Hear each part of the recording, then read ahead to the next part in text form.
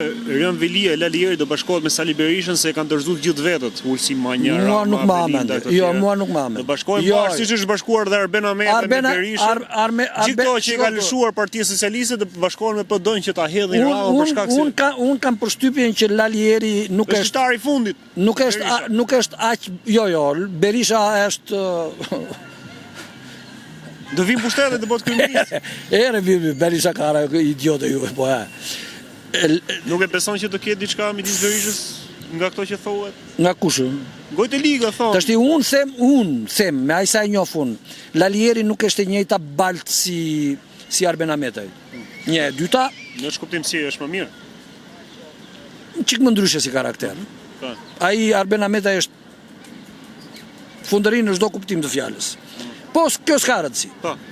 Nuk e beson këtë pjesë, nuk e mendon. Jo, unë nuk e besoj. Unë di këtë që Lalieri ka shumë partizan vet. Ai mund të krijojë vet një sekt nëse del nga burgu, ai mund të krijojë vet një sekt apo një formë partie.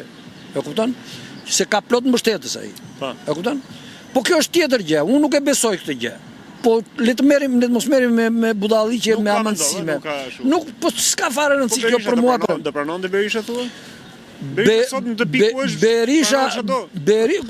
Berisha si që theti, në këtë pikë që është, qa do që ti dalin, mundësish edhe në një nga Kozmos i ti thot, shiko se unë lesër ty të marrë të qojnë Kozmos atje që të shpëtosh nga drejtësia këtu, Berisha është gati. Ingjil, kanë dalë nga media të ndryshme që thonë që Rën Velia e përdor Euronewsin, Top Channelin, Report TV në disa media tjera. Si e shihni këtë?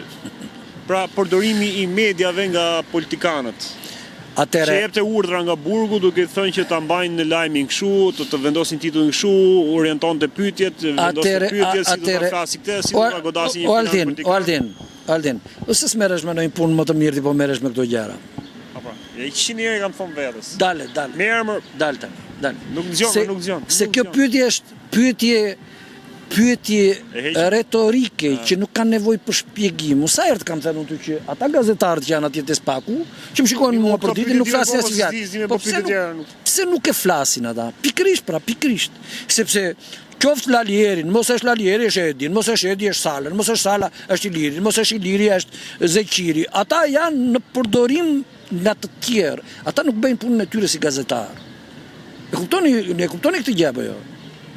Nuk ka gazetari të pavarur, gazetari që të pasqyroj realitetin, se realiteti është i shtërmëruar edhe kur ti heq një fjalë që ka thënë Engjël Luka, apo Altini, s'ka rëndësi. Domethënë, nëse mediat në mënyrë të qëllimshme anashkalojnë një fakt, një deklarat të mbështetur në prova, dhe ti heq do të thotë që ti manipulon publikun. Pastaj, nëse këtë urdhër e ka dhënë Lalieri apo ka dhënë Sala, ç'rëndësi ka?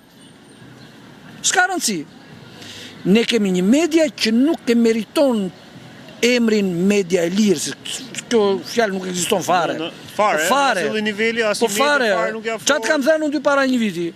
Do marrësh titullin Pulitzer, do marrësh çmimin Pulitzer. Mos u tall me mua tash. Jo, s'po tallem fare unë. Okej, bëjmë shaka apo. Po jo, s'po tallem fare unë, sepse ti je i vetmi gazetar që ke pranuar që edhe të paraqitesh prova publikut.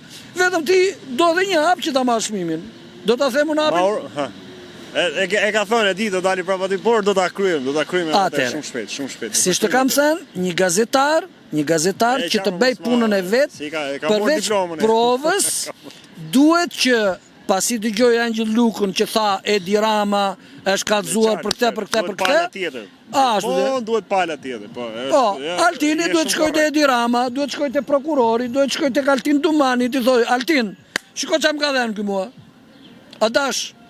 Çfarë është kjo që më bie Engjël Luka mua këtu? Ma jep një deklarat, t'ja jep publikut unë, ta plotësojmë kuadrin. Mirë, shumë korrekt. Ka që thjesht.